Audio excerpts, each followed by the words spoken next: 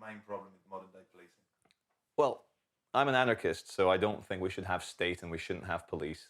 But I'm also a realist, knowing that we're not going to change overnight. So let's say, for the purposes of argument, that we have state and we have police. My main problem with police in Britain is that they hire, and this is maybe the law, equal opportunities, we need to make it available to anyone, for a very, very profound role, which is the people who have the power, the monopoly on initiating violence, initiating force against people, which is what the police have. The theory behind that is that we are a civilized group of people and we can't have warring warlords killing each other with children caught in the crossfire. So we give the power to one group, who hopefully are not corrupt, to look after us. That's a very profound, quasi-religious group. We even dress them in black and white checkerboard. This is how esoteric the police are.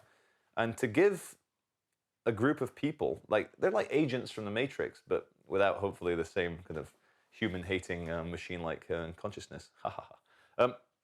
To give just ordinary men and women who are sometimes uneducated, normal girl next door, boy next door, suddenly give them 12 weeks training and a truncheon and a gun and a taser, not right.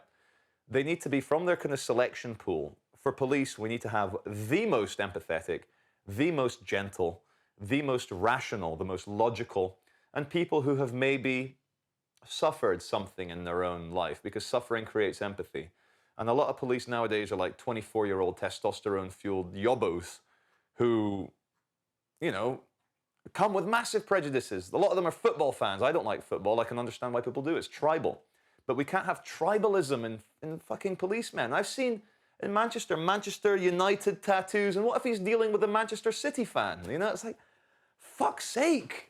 Like, this is elementary 101 basic. If you're going to run a society, the people you give the monopoly on violence have to be the most supremely calm people. And they're not.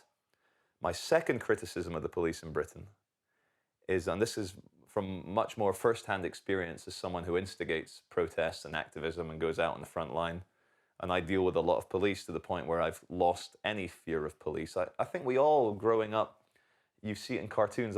My stepson watches SpongeBob, and there's people getting arrested in every episode. That's it, you're going to jail.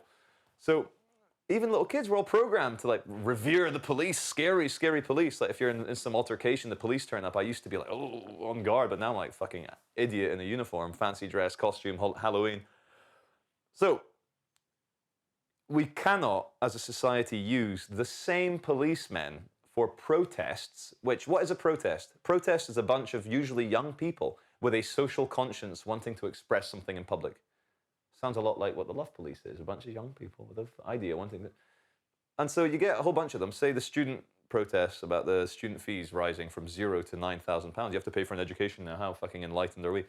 And so what you have, and it got exposed even in the fucking Daily Mail, a bunch of policemen on their Twitter accounts or on their Facebooks, oh, I'm going to go fucking bash in some hippies today. What? And you cannot use the same police for protests as you use for normal day-to-day anti-gangster, anti-rapist, anti-murdering, you know? Because can you imagine the psychic baggage you will carry from the night before you've attended some scene where a child has been raped and the wife's been slashed up and the guy's like, is evil, nasty.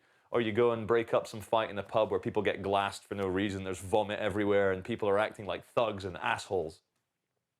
If you're doing that day in, day out, which here in Salford and Manchester, I can imagine is the norm for the police, you cannot then send out these super fired up, angry police to then go deal with a bunch of young students who are out demonstrating because they have a social conscience. You will have the case, well, we did have the case, there's a guy, a protester called Alfie Meadows. You couldn't make this shit up. Not even Monty Python would dare to go this far. He was at the protest. He had to get rushed by helicopter to hospital for a brain operation because he had internal bleeding in his skull. And they went to the hospital bed, and charged him with something like aggravated violence against a police horse or something. And I think what he did was he headbutted a truncheon, which you can't go headbutting a truncheon. So again, I have it firsthand. I've been truncheoned. Luckily, I managed to kind of put my hands in the way, the police fucking smashing the crowd. And you saw it in my footage, all sorts of news footage. A bunch of young hippies or students with dreadlocks, and the police just fucking laying into them. And so my two things: we need very gentle, very highly educated, very empathetic people to be police officers in the first place. And secondly, we cannot use the same police officers for political protests as we do for dealing with crime. Sorry, crime. No inverted commas, I mean direct crime. Yeah.